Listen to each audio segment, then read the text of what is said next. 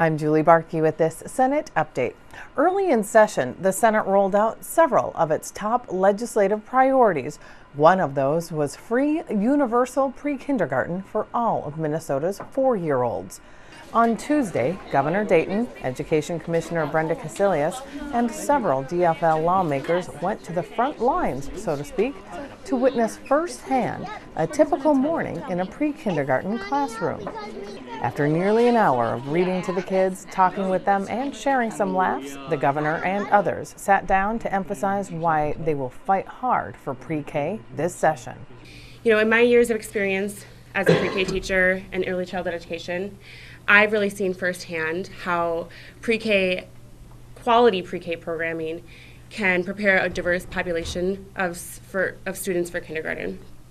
Pre-K prepares students academically with foundations in pre-literacy and math skills, but in addition, the social-emotional learning that happens cannot go underestimated. Students learn problem-solving skills, they learn classroom routines and expectations, and really how to be a part of a classroom community. Ensuring this is available to all families is essential to give all students the opportunity to enter kindergarten ready to learn. I'm really proud to say that I'm a pre-K teacher here in St. Paul Public Schools, and I'm really excited for the future of early childhood education in Minnesota. Thank you. Thank you. Thank you. Thank you. Yeah. You know, my sons are grown up now, but before they were born, I read probably one of the most influential quotes or statements I ever saw, and that was from Jacqueline Kennedy. And she said, she thought if you fail to raise your children well, it doesn't matter what you accomplish for the rest of your life. Mm-hmm. And I, took that to heart as best I could as a parent. But it really applies to all of us. If we fail to raise our young children to the levels of their potentials, it doesn't really matter what we accomplish the rest of our lives. But it really's got to be the priority. Absolutely. And I've said before, to me, it's not about just whether we do scholarships for young children or have a all-day pre-K. I think they're both important and they should complement one another, and we're going to work on the scholarship side for especially ages 0 through 3, and then work on pre-K at all levels, all across the state. And if we get that going, we'll have accomplished more to resolve the achievement gap, which we all agree is unacceptable, than anything else that we can be doing.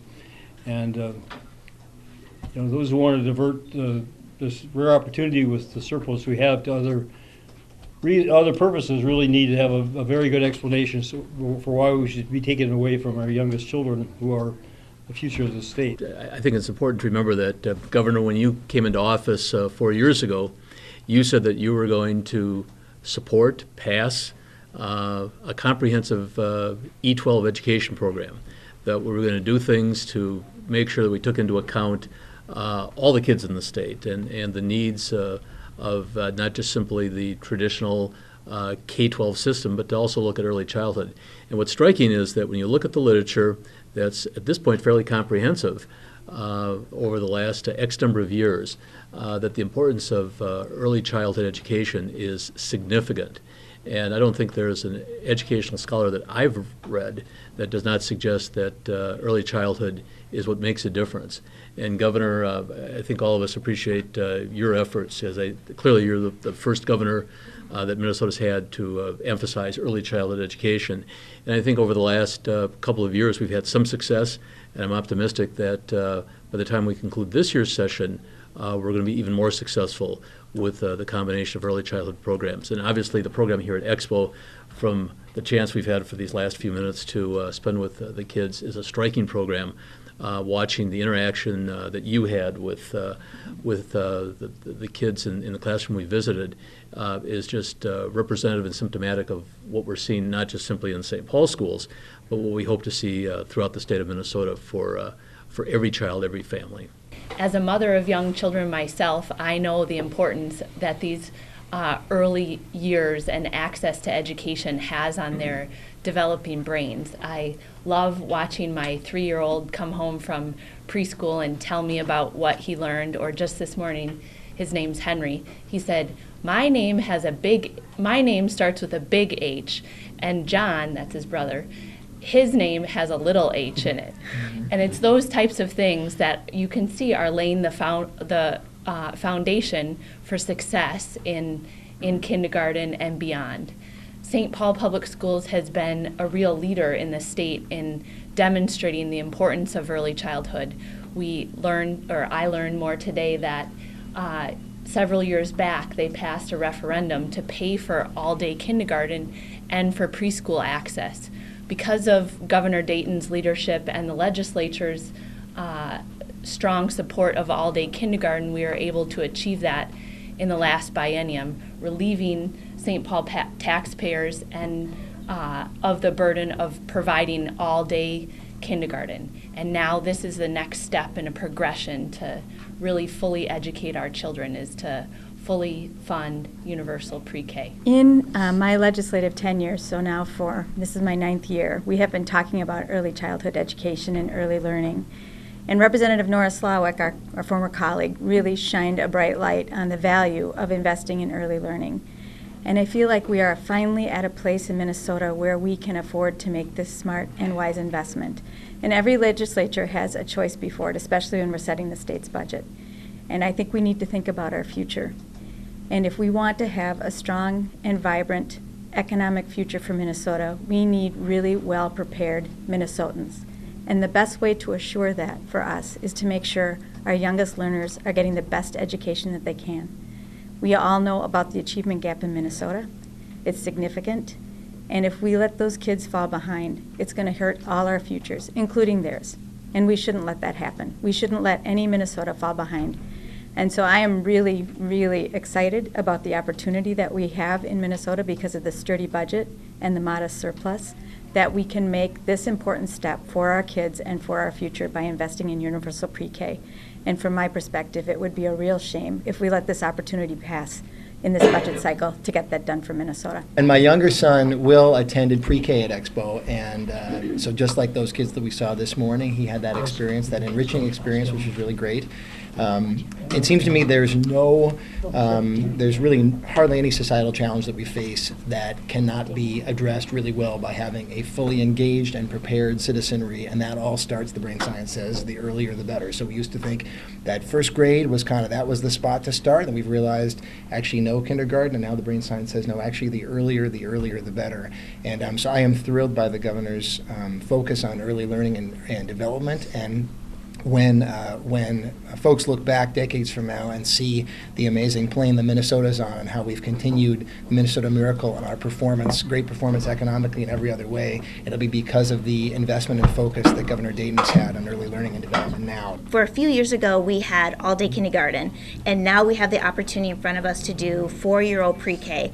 This 1-2 punch, I like to say, on the closing the achievement gap is the kind of medicine that we need right now for every single Minnesotan and to get a great start. Our teachers tell us as we go across the entire state, let's not play catch up anymore with these kids. It's so hard to bring and get them all caught up over the years. But if they get a great start, they come ready. You saw them today, happy, saying their ABCs, saying their numbers.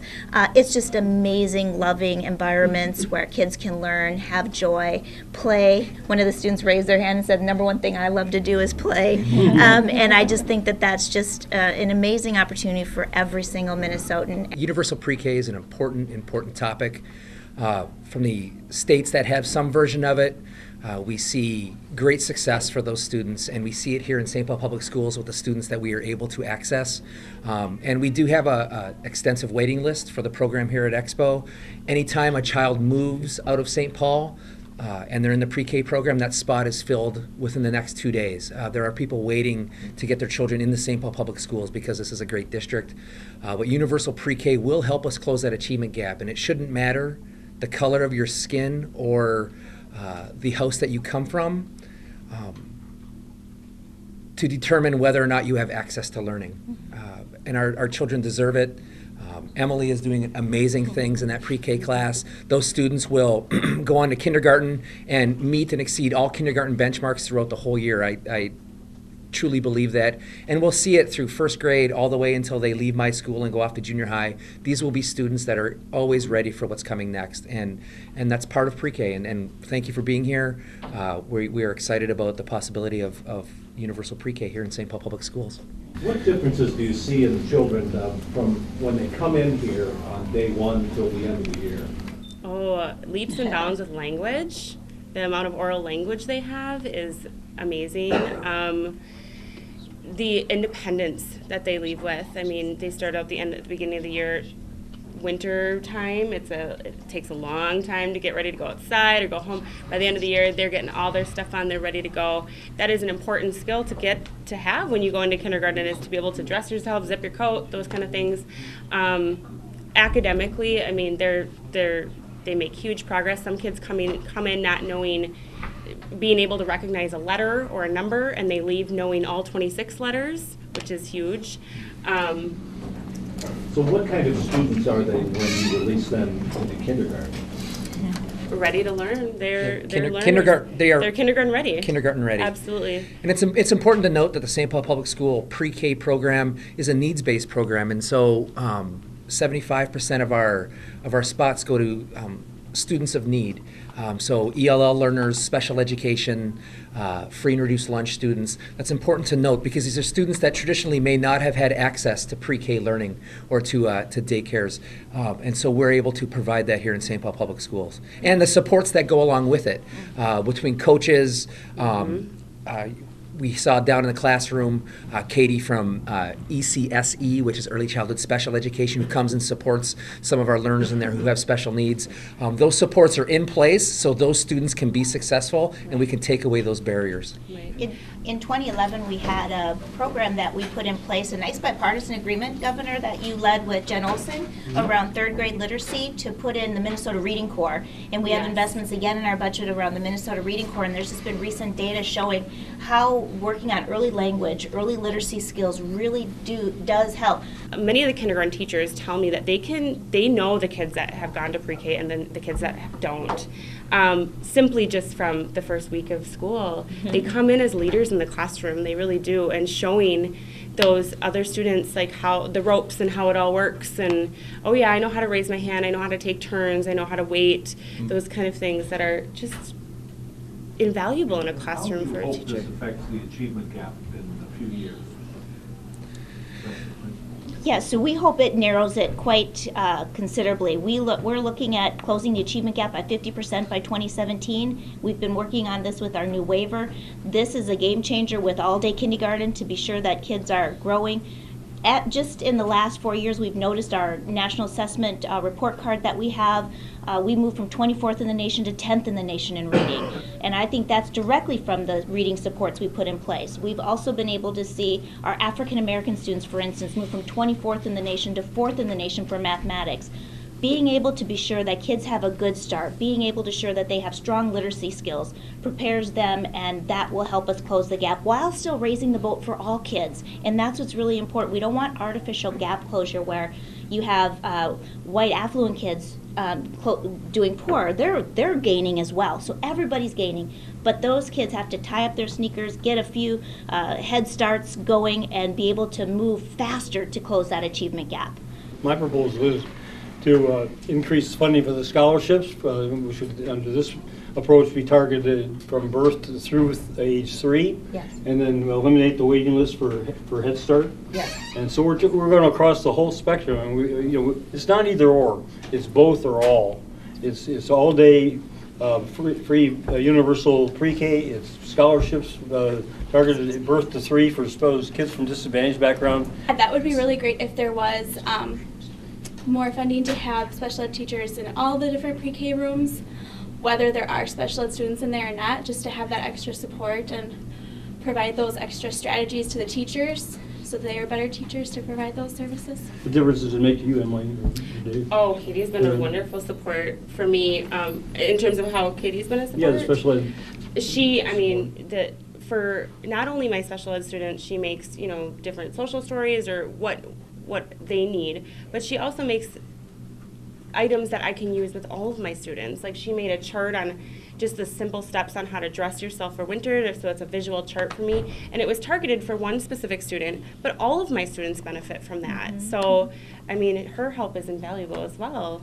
That's important to note. The interventions we put in place, whether they're for a special needs child or whether they're for an English language learner, they're good best practices for that child, but they're good best practices for all children.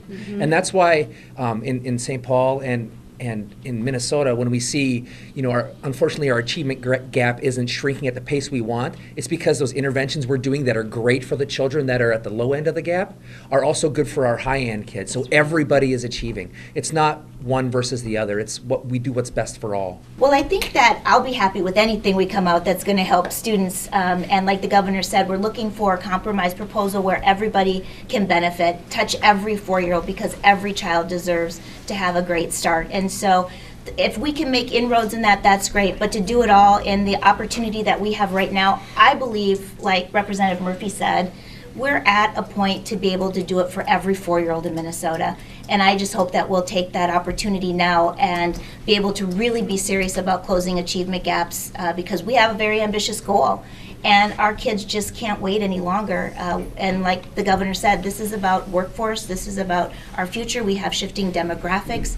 And we just need these little ones to be prepared so that we have a real healthy economy and a better Minnesota in the future.